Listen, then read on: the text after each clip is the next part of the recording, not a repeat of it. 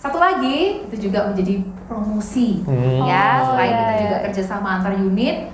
Nah, dari dua unit yang berbeda ini masing-masing bisa ini nih sekalian promosi sambil menyelam minum air ya. Jadi di musim-musim PPDB, nah kita bisa menggunakan ini sebagai promosi yang luar biasa. Kenapa tidak? Karena kita disiarkan di televisi lokal ya, di Batu TV, kemudian juga dimuat di surat kabar.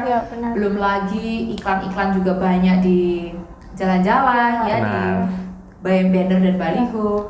Nah, halo semuanya, kembali lagi di Bincang Rompi Biru. Halo semuanya, perkenalkan namaku Selena. Namaku Kyo, dan kita berdua akan menjadi host di Bincang Rompi Biru episode ke-7. Nah, Kyo, kemarin-kemarin nih aku lihat-lihat kayaknya ada something nih yang besar banget nih kayaknya. Aku juga lihat-lihat. Oh ya, kita kan juga ngalamin ya Sel ya, sebagai tim drama, aku sebagai masterin. Kamu sebagai apa?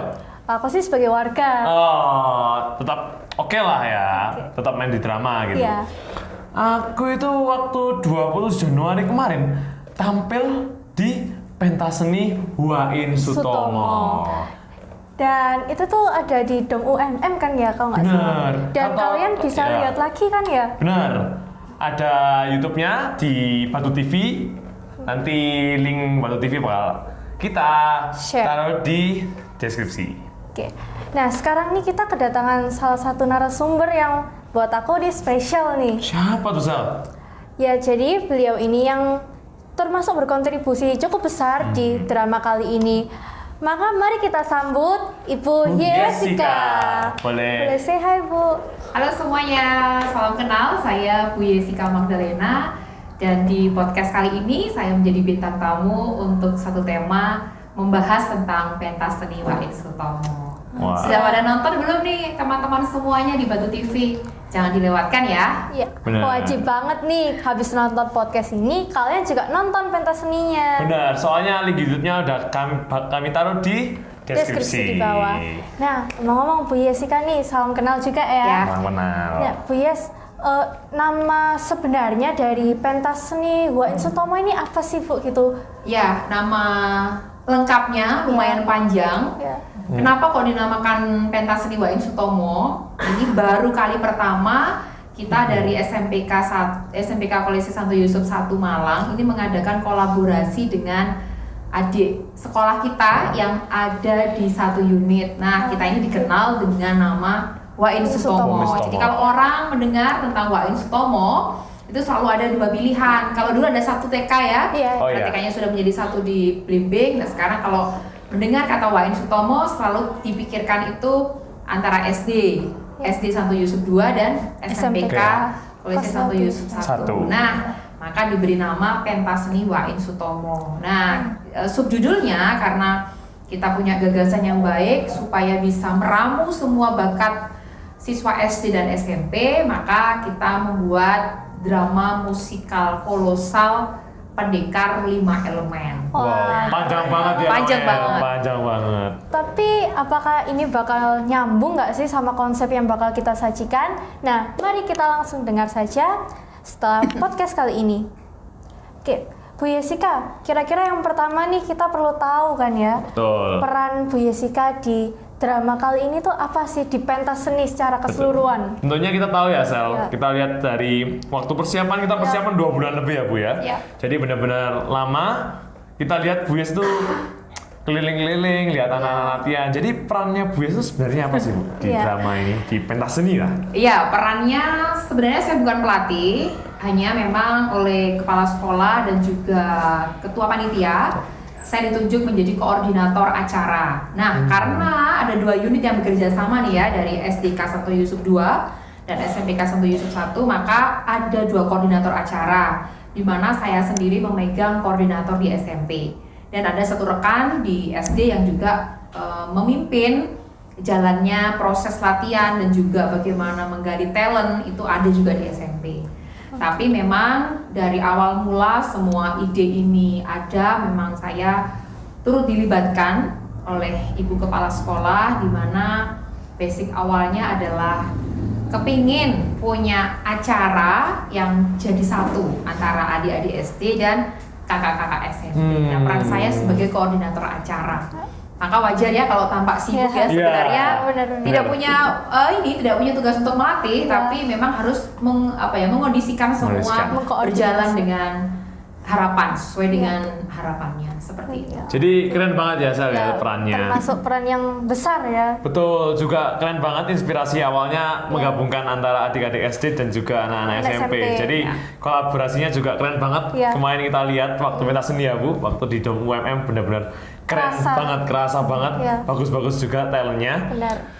Nah, tapi dari tadi saya dengar-dengar, saya kurang tahu ini Bu, tujuan sebenarnya dari diadakannya pentas seni itu apa sih Bu? Kan tentunya bukan cuma untuk mengkolaborasi adik-adik SD dan juga SMP. Jadi sebenarnya tujuannya apa sih Bu? Tujuan utamanya ya ingin membangun satu kerjasama, karena sekolah di Yayasan Kolese Santo Yusuf ini kan berunit-unit ya, kalau adik-adik kenal itu ada yang di Sutomo, ada yang di Blimbing, ada yang di Tegaljaya, di Bali ya, dan beberapa unit yang lain, dan yang juga di Sawiran. Nah, tapi setahu saya selama hampir kurang lebih 13 tahun di sini, itu memang belum pernah ada yang disebut dengan kolaborasi antar unit. Kami dari unit-unit itu sering mengadakan acara bersama, tapi sifatnya bukan kerjasama dalam sebuah bentuk pementasan. Nah, baru digagas pertama kali ini. Tujuan utamanya ya sebenarnya ingin membangun silaturahmi, hubungan baik kita antar unit yang berbeda di satu lingkungan ini. Kan kita ini selalu setiap hari kan bersama-sama nih ya, antar bapak ibu gurunya, antar siswanya, sebenarnya juga saling kenal gitu. Tapi kita belum pernah mengadakan satu momen kegiatan di mana betul-betul ya akhirnya memang terasa itu sangat mengakrabkan kita semua. Baik dari kolaborasi adik-adik SD ya, dari dengan kakak-kakak SMP maupun dari juga bapak ibu gurunya. Gitu loh. Hubungan kita semakin rukun, semakin akrab, tahu sama satu sama lain gitu ya. Itu sangat bagus, positif itu untuk ya membangun kerjasama seperti itu. Ya tentunya kita ngalamin juga ya Sal, kita sebagai tim drama juga kolaborasi sama adik-adik SD. Buya juga tahu ada sekitar 15 ya? Iya, 15. Seingat saya 15 lebih sih kalau. Ya 15 lebih dari SD ikut latihan drama dan kita benar-benar merasakan kolaborasinya ya. 15 orang. Ya harus kerjasama, maksudnya kan kadang kerjasama itu cuma kerasanya di satu angkatan, kalau itu di satu sekali ini lintas kan bisa terasa bagaimana kita mengerti, memahami karakternya adik-adik, kita juga mesti sabar. Yang sudah kelas atas juga mampu memimpin adik-adiknya, yang adik-adik juga punya banyak kesempatan untuk belajar, mencari tahu bagaimana. Satu lagi itu juga menjadi promosi selain kita juga kerjasama antar unit. Nah, dari dua unit yang berbeda ini masing-masing bisa ini nih sekalian promosi sambil menyelam minum air ya. Jadi di musim-musim PPDB, nah kita bisa menggunakan ini sebagai promosi yang luar biasa. Kenapa tidak? Karena kita disiarkan di televisi lokal di Batu TV, kemudian juga dimuat di surat kabar. Belum lagi iklan-iklan juga banyak di jalan-jalan di banner dan baliho. Nah, kalau mereka datang langsung melihat, wah luar biasa. Jadi inspirasi Ibu dalam membuat konsep di drama ini gitu. Ya kan banyak penampilannya ya Bu. Dari yang saya tahu ada dance, ada ensemble, ada kor, ada yang jadi fokus utamanya drama ya Bu. Itu inspirasinya dari mana sih Bu?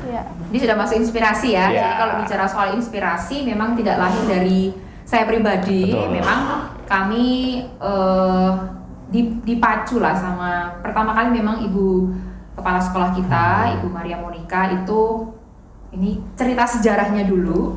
Pada suatu hari itu memanggil saya untuk diskusi kira-kira kalau bikin acara mau diapakan ya begitu. Nah, ini masih sejalan dengan pengalaman kita di 4 atau 5 tahun yang lalu, waktu pertama kali kita membuat pentas di luar sekolah. Kita pernah mengadakan pentas seni mirip-mirip seperti ini, tapi skupnya lebih kecil, kita bikin drama musikal Kosayu in Harmony ya, waktu itu diadakan di Universitas Macung. Nah, pada saat itu saya memang diminta Bu Monica untuk menghubungi satu sutradara.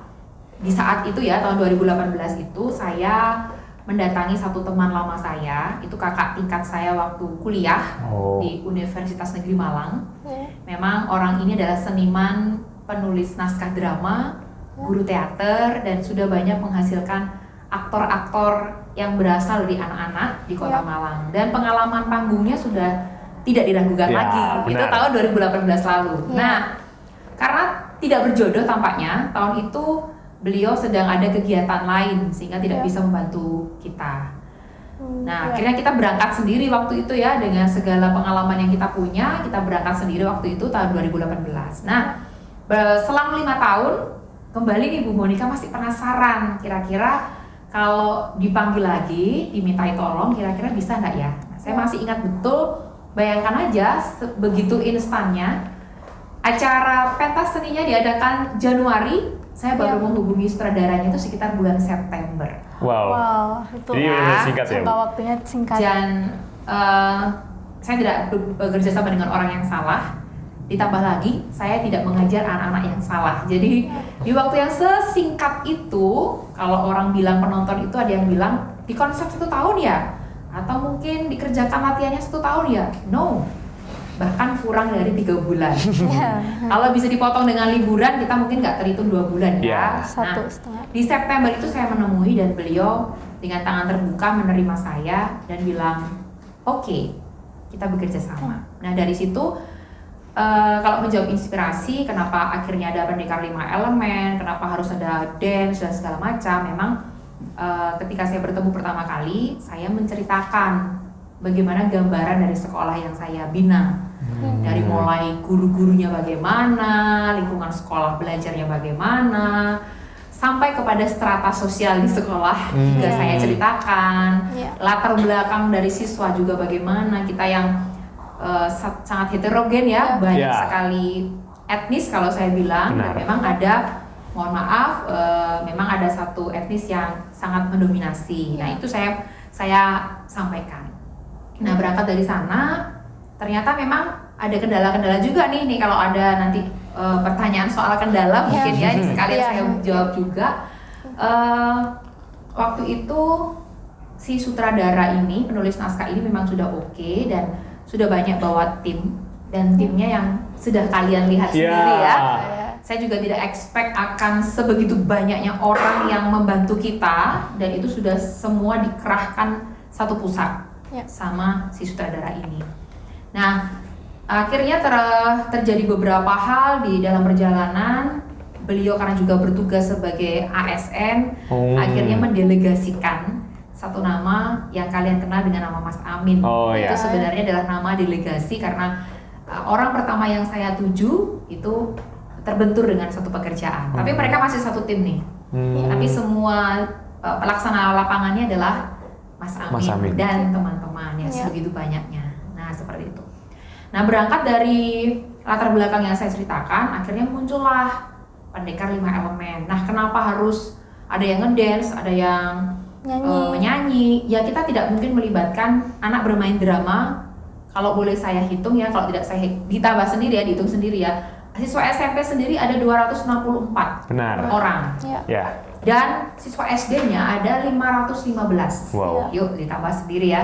Sekitar 700-an orang yang harus kami kelola, dan itu semua nggak mungkin harus main drama semua.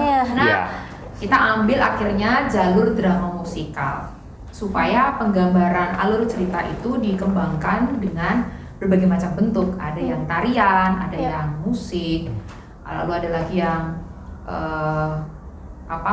wushu ya, dengan berbagai macam, ada yang karate, dan semua intinya kita ingin menunjukkan kemampuan daripada anak-anak sesuai dengan bakat dan minat mereka. Akhirnya muncullah Pendekar 5 Elemen itu membawa background dari dominasi sosial kita di sekolah. Rasanya memang pantas sekali dan layak. Dan waktunya tidak jauh-jauh dari Hari Raya Imlek. Nah, jadi masih satu konsep yang begitu manis, sehingga di bulan Januari kita pesta dengan suasana seperti itu. Dan sekarang dalam waktu dekat kita juga di bulan Februari ini ada Hari Raya Imlek. Jadi secara inspirasi memang perjalanannya begitu jauhnya. Dan saya bersyukur bertemu dengan penulis skenario, sutradara, bahkan yang membuat dekorasi robotik atau kinestetik itu juga bukan orang yang tinggal di Malang. Kita harus bekerja sama dengan satu vendor dari Tuban yang memang satu tim dengan mereka. Sehingga penggambaran di panggung semakin sangat terbantu sangat terbantu. Ekspresinya juga sangat membantu aktor dan itu sangat lain lah. Kami belum pernah mengalami pentas seni yang seperti itu dan itu juga bisa jadi pengalaman untuk banyak orang. Inspirasi dari situ lah. Akhirnya muncul drama musikal kolosal Pendekar 5R. Jadi keren banget ya Sel. Juga Bu Yas berkolaborasi dengan banyak orang sekali ya Bu. Ada Mas Amin, ada juga teman-temannya dan orang-orang lainnya mungkin terlibat juga. Istilahnya sambil menyelam minum air lagi. Saya juga akan kembali reuni dengan teman-teman waktu kuliah, dengan teman-teman satu angkatan yang dulu pernah ketemu, kembali dipertemukan dalam satu pekerjaan dan itu sangat memberikan saya pengalaman bagaimana pengelolaan. Dan kelak kalau misalnya harus bikin sendiri sudah punya nih sekolahnya gitu. Seperti itu. Nah, kalau dari Kio nih kayaknya mau ada something nih yang mau ditanyakan. Nah, dari tadi saya dengar Bu Yas berkolaborasi dengan Mas Amin, dengan tim-timnya Mas Amin. Nah, di luar tim-tim itu dan Mas Aminnya sendiri, apakah ada bantuan mungkin dari alumni atau mungkin dari orang tua? Pasti. Jadi kita tidak bisa bergerak menyelenggarakan acara sebesar ini tanpa ada bantuan dari Bapak Ibu guru, kemudian orang tua dan alumni Kalau dari segi acara, saya memang banyak dibantu oleh pihak luar yang sudah expert di bidangnya dan sudah tidak diragukan lagi dari segala jenis macam artistik, tata panggung, lighting kemudian sound system itu semua sudah tertata dengan posnya masing-masing penata musiknya saja khusus gitu. Nah, tapi tidak bisa jalan dong kalau nggak ada support dari hal-hal yang sebenarnya kalau dipikir itu remeh tapi itu sangat vital sekali gitu. Nah, di sini peran orang tua membantu kita untuk promosi, kemudian juga dibantu alumni dan orang tua untuk support dana dengan banyak promosi dan juga donatur. Dan kami juga bekerja sama dengan pihak-pihak yang memiliki usaha, baik dari usaha orang tua sendiri atau mungkin usaha dari perusahaan lain yang akhirnya memasang iklan. Nah, dari iklan itulah apa-apa butuh dana kan, Kio dan Selena nggak akan mungkin kita jalan begitu saja tanpa sukarela, istilahnya tanpa support dana. Itu sangat penting sekali. Nah, peran orang tua dan alumni memang lebih banyak di sana, tapi mereka juga sangat kritis nih mengekor atau mengecek perjalanan prosesnya, mulai dari acara bagaimana, kesiapan anak-anak, bahkan keamanan waktu di dalam hall. Karena mau tidak mau kalau kita di Dom UMM itu bukan rumah kita kan. Safety-nya harus dijamin, transportasinya harus jelas, apalagi di musim hujan seperti ini. Nah, itu semua harus ada kritisi dari orang tua. Kalau dibina guru sendiri tidak mungkin. Orang tua juga membantu menertibkan dan itu semua. Banyak pihak yang sangat terlibat. Seperti itu. Jadi pada dasarnya semua yang ada nih di sekolah maupun di luar sekolah itu benar-benar terlibat dan punya peran masing-masing. Jadi kita bukan berdiri sendiri ya Bu, benar-benar kolaborasi dengan banyak orang. Nah, tentunya ini adalah drama yang pertama kali kan kata Bu Yesika, drama terbesar.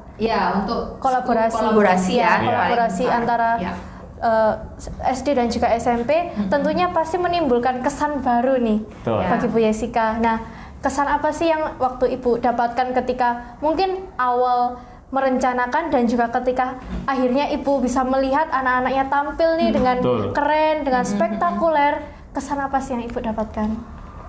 Yang paling mendasar saya bangga. senang ya. Kata-kata pilihan itu kayaknya nggak bisa menggambarkan ya bagaimana perasaan saya saat proses, saat pelaksanaan, dan hari ini itu pasti punya kesan yang berbeda. Kalau ditanya hari ini saya lega sekali, ya lega, tugas berat sudah berlalu. Betul. Waktu proses ya saya mengalami kecemasan.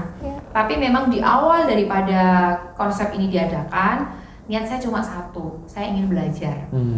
Jadi belajar dari banyak orang, belajar berorganisasi. Yang paling mendasar adalah saya kembali dipertemukan dengan teman lama, yang pastinya mereka sudah dewasa secara pengalaman di luar dari pertemanan kita dulu gitu loh. Jadi itu akan membawa banyak ilmu bagi saya. Bagaimana mengonsep acara, kemudian menyusun acara, mengaitkan ide satu dengan ide yang lain. Kemudian saya pribadi juga punya pengalaman, akhirnya kenal dengan banyak dancer di Kota Malang yang jadi pelatih. Kemudian saya juga belajar on time, belajar tepat waktu, dan waktu itu memang agak, kalau dipikir pusing ya pasti pusing lah ya, kondisikan sekian anak. Tapi waktu hari H saya menjadi lega karena berjalan aman, semuanya sehat dan semuanya senang. Yang penting kesan anak-anak. Ya kalau orang tua sih pasti ya capek, banyak yang enggak sesuai dengan harapannya, kan sudah pikiran dewasa ya. Tapi kalau anak-anak semuanya happy, itu sudah bikin saya happy senang juga. waktu itu ya, lega juga, happy juga. Nah sekarang kalau ditanya, lega sih, senang banget lah, bisa belajar banyak hal. Jadi keren banget ya. Jadi nggak cuman kita kolaborasi, bikin drama, tapi juga ada kesan-kesan. Apalagi tadi Buya juga nostalgia sama temannya. Proses belajarnya itu yang penting.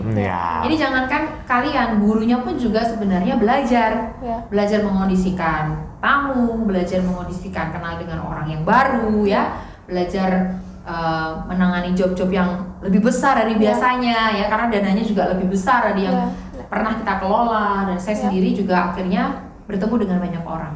Nah banyak orang itulah yang membawa pengalaman baru bagi saya. Keren banget ya Sel ya. Jadi intinya ketika kita ada sesuatu hal yang perlu dikerjakan itu nggak cuma soal hasilnya, tapi kesannya, prosesnya itu yang bisa bikin lebih enjoy lah ya. Dan bagaimana belajarnya ya Sel. Benar. Mungkin kamu ada yang ditanyakan lagi Sel? Nggak ada sih, kalau dari kamu mungkin ada. Aku udah nggak ada sih juga. Udah kita ngomong, kita bicara udah lumayan lama ya Bu ya. Nah, mulai dari persiapan, mulai dari hari hanya, dan benar-benar menginspirasi banget. Ada pelajarannya juga, Buya juga nostalgia sama teman-temannya, dan dapat pengalaman dari banyak orang. Dan nggak cuma Bu Yesika atau guru-guru pun juga kita akhirnya dapat pengalaman baru juga. Karena jujur aku nggak pernah merasakan ini gitu. Aku juga ya bukan pertama kali sih, tapi ini pertama kalinya aku main drama di luar sekolah dan menunjukkan ke, kalau boleh tahu yang datang berapa orang? Ya penontonnya? Penontonnya kira-kira berapa orang? Kalau melihat kapasitasnya itu sekitar 4.000-an. 4.000 orang. Dan ada yang tidak expect kita hadirkan, tapi beliaunya hadir, dan semua pemangku kebijakan ya, seperti Romo, seperti dinas pendidikan itu juga banyak mewakilkan wakil-wakilnya untuk hadir, juga dari pihak kepolisian. Ya kita nggak expect akan sebanyak itu. Kita seperti acara keluarga saja antara siswa dan orang tua sebenarnya, tapi kolega juga datang, dan itu semua sangat membuat senang kan kalau kita bikin pertunjukan terus venue-nya penuh begitu. Banyak yang nonton itu istilahnya. Jadi benar-benar pengalaman baru buatku, tampil di depan 4.000 orang, 4.000 lebih. Jadi benar-benar kita mendatangkan pengalaman baru dari pentas seni kali ini. Dan tentunya pasti banyak hal lah yang bisa kita dapetin ya, mulai dari kayak kita harus bisa give the best, kayak yang paling baik dari diri kita apa, terus juga untuk belajar on time tadi. Dan kolaborasi, dan mungkin masih banyak hal lainnya gitu. Kita juga mengembangkan bakat dan minat kita, ada yang di drama, ada yang di dance. Jadi benar-benar ada bakat minat yang dikembangkan, atau mungkin ada bakat minat baru yang kita temukan setelah pentas seni kali ini. Jadi benar-benar pentas seni kali ini menginspirasi banget buat kita. Sekian dari kami, dan jangan lupa untuk subscribe, like, dan komen, Dan juga share dong, jangan lupa share ke kerabat kalian, ke teman-teman kalian, ke orang-orang terdekat kalian tentang Bincang Rawi Biru episode ke-7. Dan jangan lupa untuk tetap bersemangat. Dadah. Aku